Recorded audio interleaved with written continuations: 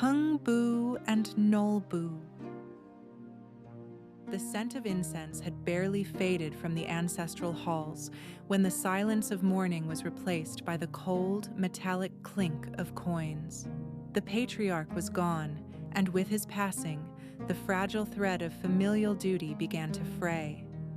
In the chilling landscape of late Joseon, the law of primogeniture was a double-edged sword, and in the hands of Nolbu, the elder brother, it became a weapon of absolute exclusion. Nolbu's heart was a calculated ledger, devoid of the warmth that usually binds kin. While the funeral rites were still a fresh memory, he meticulously inventoried the family's legacy, the fertile rice paddies, the sturdy granaries, and the ancestral home that stood as a bastion of their status. He saw not a shared inheritance, but a private kingdom to be guarded with jealous ferocity. His greed was not a sudden impulse, but a long-dormant seed that bloomed in the void left by his father's death. Beside him stood Heungbu, the younger brother, a man of quiet stoicism and an almost tragic kindness. Where Nolbu saw assets, Heungbu felt only the weight of loss. He trusted in the natural order of brotherhood, believing that the bonds of blood would provide a shelter against the harsh realities of the world. He remained passive, his silence a testament to a virtue that, in this new, cold-hearted era, was indistinguishable from helplessness. The day of expulsion came with a biting wind that rattled the paper screens of the house. Nolbu did not shout. His voice was a low, dry rasp, more terrifying than any scream. He informed his brother that the burden of the household was his alone to bear, and that Heungbu, along with his growing family, was now an excess weight, a drain on the estate's prosperity. With a flick of his hand, he severed the ties of a lifetime. Heungbu was to leave immediately, taking nothing but the clothes on his back and the bewildered children clinging to his hem. As Heungbu crossed the threshold of the only home he had ever known, he did not look back to see Nolbu bolting the heavy wooden gates. The transition from a life of modest comfort to the precipice of destitution was instantaneous. Behind the gates lay a mountain of rice and the warmth of the hearth. Before him lay the vast, indifferent wilderness of the coming winter. The inheritance of greed was complete, leaving one brother with everything and the other with nothing but his integrity and the cold, thin air of a world that offered no mercy to the soft-hearted. The expulsion was not a temporary exile, but a descent into a slow, freezing purgatory. Heungbu found a barren patch of land on the outskirts of the village, a place where the soil was too sour for crops, and the wind howled with unrestrained malice. There, with hands unaccustomed to such desperate labor, he cobbled together a shelter, a makeshift hut of crooked branches and sparse thatch that seemed to shudder under the weight of the graying sky. It was less a home and more a fragile defiance against the elements. Inside, the reality of destitution took on a rhythmic, agonizing pulse. The laughter of his children, once bright and clear, had thinned into a weak, persistent whimpering. Hunger was no longer a fleeting sensation. It was a physical occupant of the room, a gnawing predator that hollowed out their stomachs and stole the light from their eyes. Heungbu watched as his wife's face became a map of premature wrinkles, her silent dignity the only thing keeping the household from collapsing into total despair. The winter of the late Joseon period was a merciless judge. As the frost deepened, turning the earth into iron, Heungbu ventured out to find work. He offered his strength to neighbors, hauling heavy stones and chopping wood until his palms bled and froze over. But in a land gripped by the same seasonal scarcity, charity was a luxury few could afford. He returned day after day with nothing but the bitter scent of wood smoke clinging to his threadbare clothes. His empty hands a silent apology to his starving family. There were moments when the memory of his brother's overflowing granaries would flicker in his mind like a cruel taunt. He imagined the steam rising from bowls of white rice, the heavy scent of fermented stews, and the warmth of the ondel floor that could melt the deepest chill. That world was only a few miles away, yet it existed in a different dimension, separated by a wall of greed far more impenetrable than the mountain ridges. As the solstice approached, the family huddled together under a single tattered quilt, their shared body heat the only barrier against the encroaching frost. Heungbu lay awake, listening to the predatory whistle of the wind through the cracks in the walls. He was a man of virtue, a man of peace. But as he watched the shallow breathing of his youngest child, he felt the first stirrings of a terrifying realization that in a world without mercy, goodness was a currency that could not buy a single grain of rice.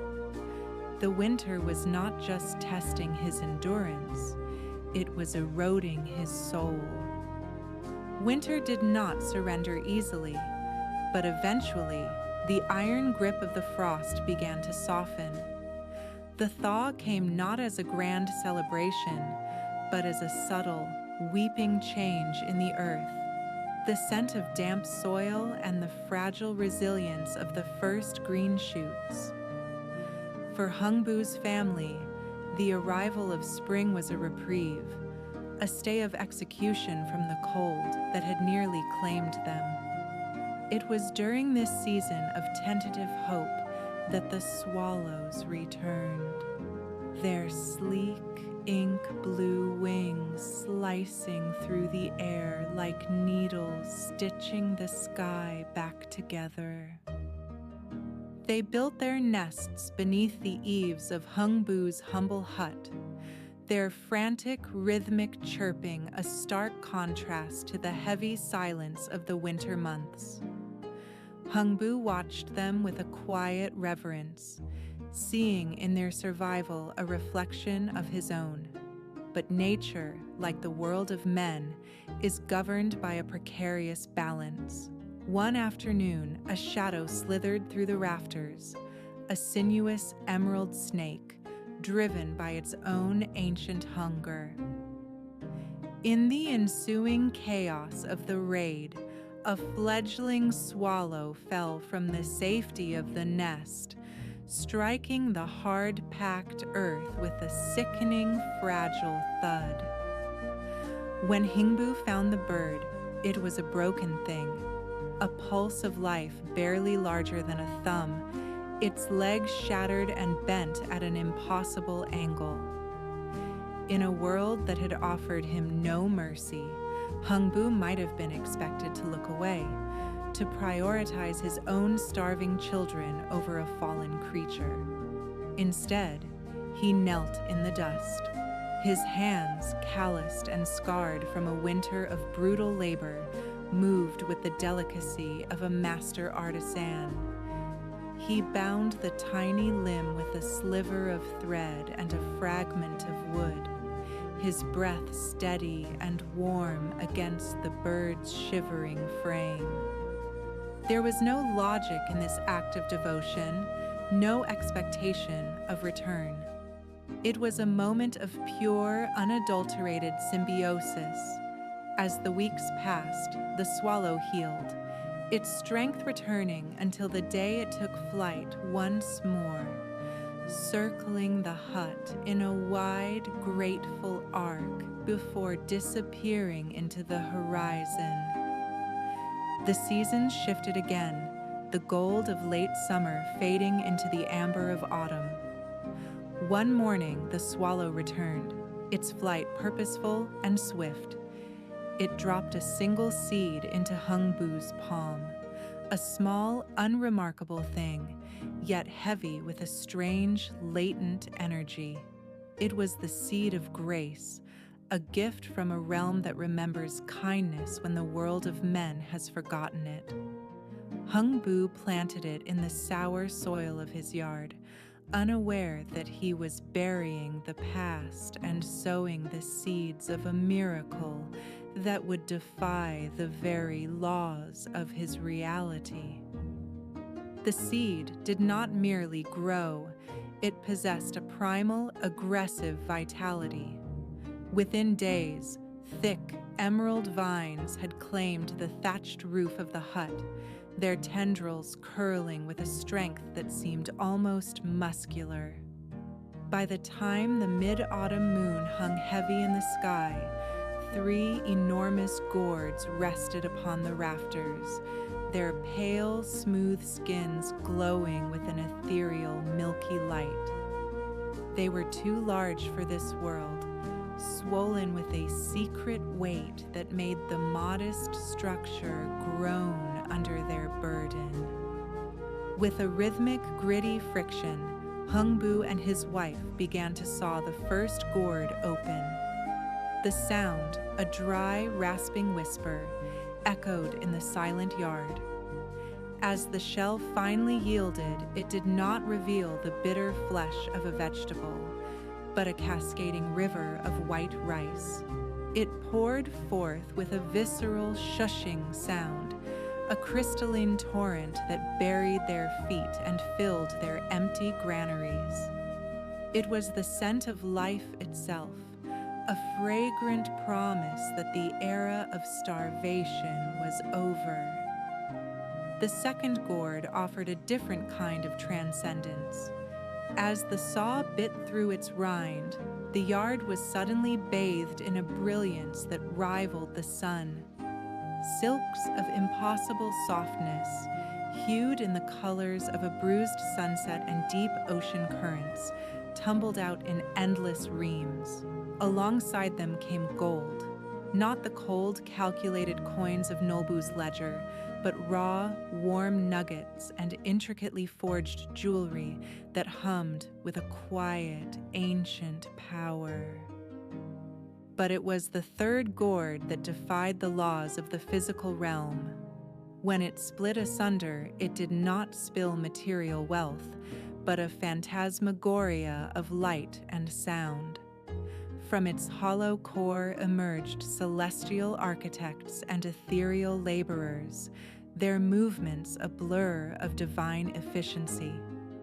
Before the sun could complete its arc across the sky, the crumbling hut had been replaced by a sprawling manor of fine timber and charcoal tiles, its pillars scented with pine, and its floors warmed by a heat that would never fade. Heungbu stood in the center of this new reality, his hands still stained with the dust of his former life. The miracle was not merely in the gold or the grain, but in the sudden, jarring absence of fear. For the first time in years, the air he breathed did not taste of ash and anxiety.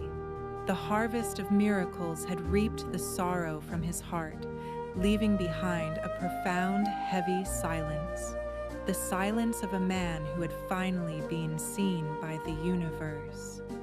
News of Heungbu's sudden, inexplicable ascent traveled through the valley like a wildfire. But when it reached Nolbu's ears, it did not spark joy.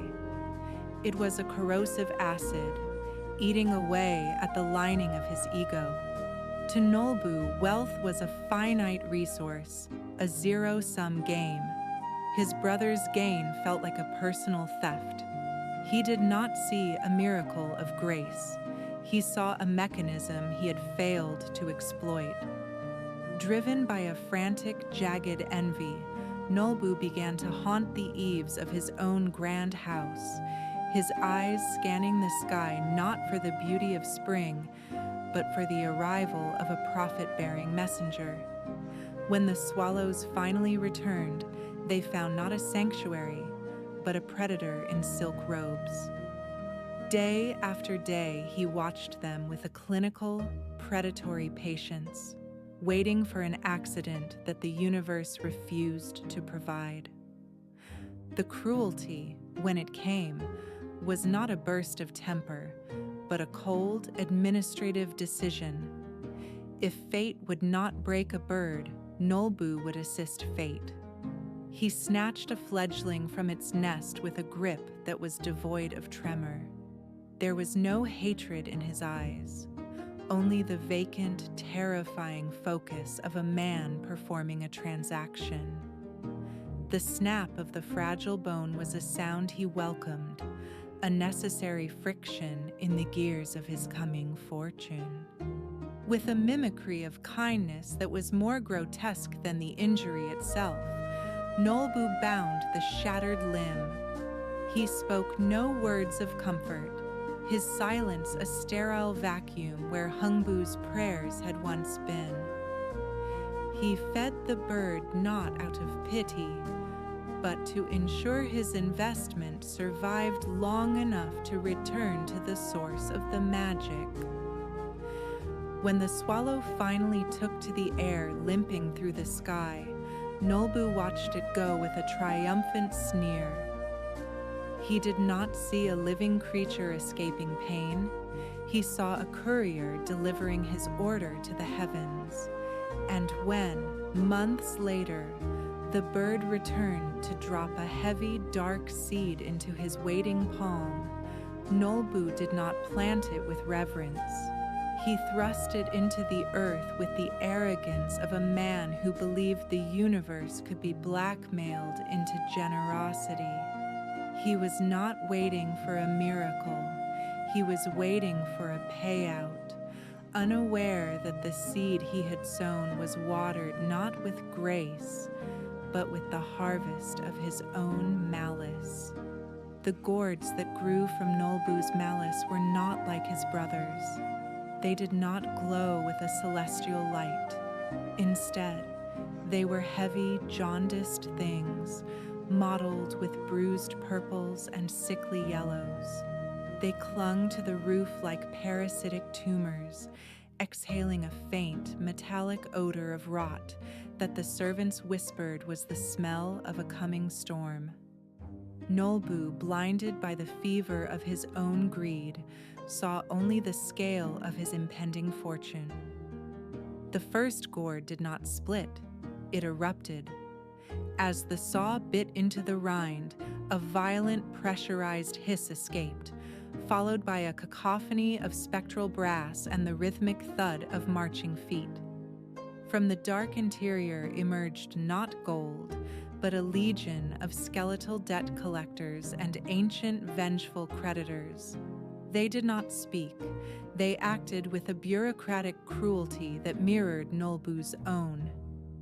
With ink and seal, they began to systematically dismantle his estate, declaring his lands forfeit and his granaries hollowed by the very greed that had filled them. Panic, cold and sharp, finally pierced Nolbu's arrogance, but his desperation drove him to the second gourd, praying for a reversal of fate. When it burst asunder, the yard was flooded with a phantasmagoria of terror.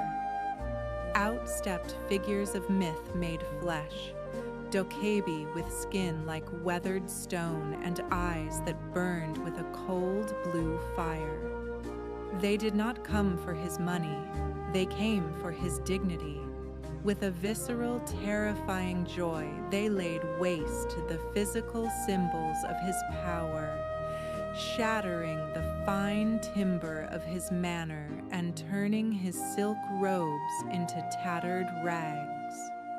The third gourd was the final, absolute verdict.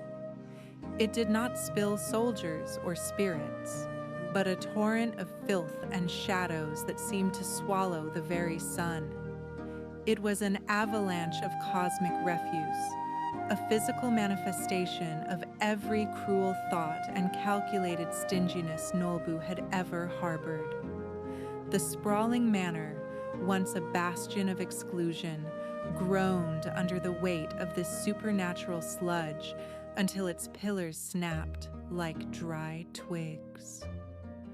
By the time the dust settled, the silence that returned to the valley was not the silence of peace, but the silence of a graveyard.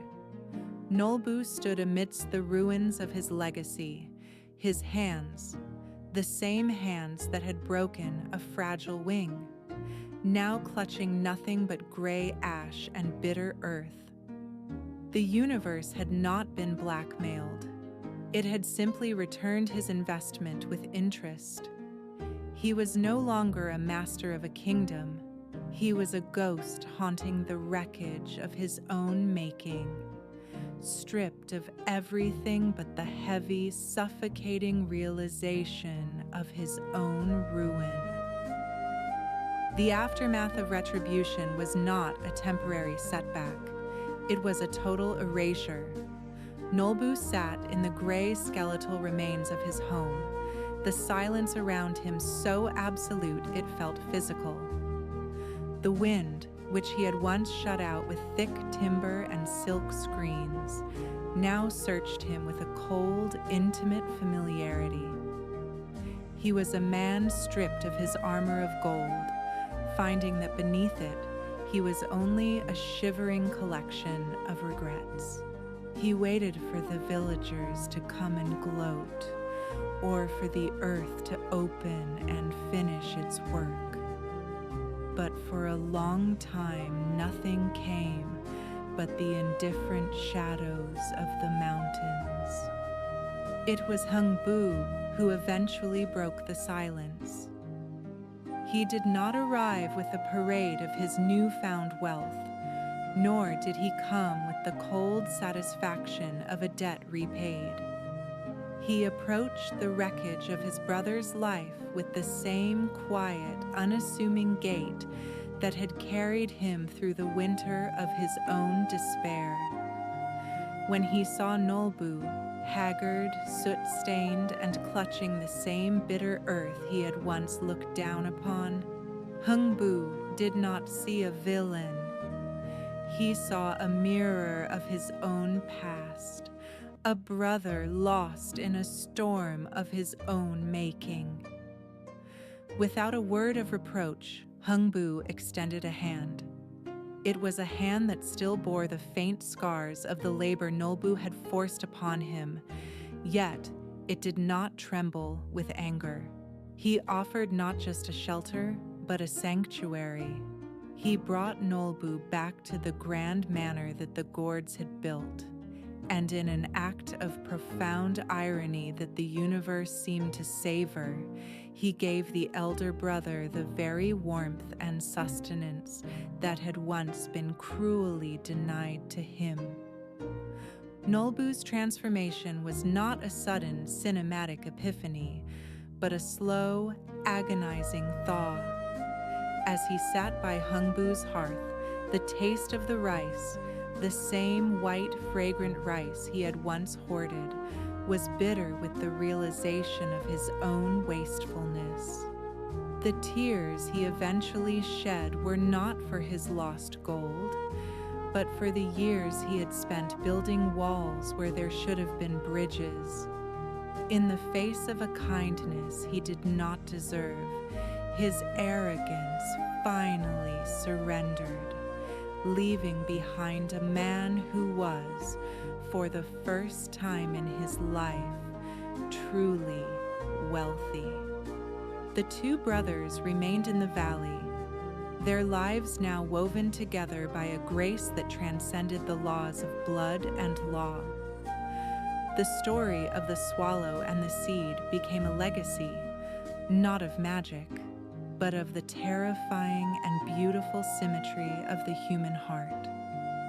They learned that while malice sows its own destruction, it is forgiveness that truly reaps the harvest. In the end, the greatest miracle was not the gold that spilled from a gourd, but the fact that in a world of iron and frost, two brothers could once again sit beneath the same roof, watching the swallows return to a home where no wings would ever be broken again.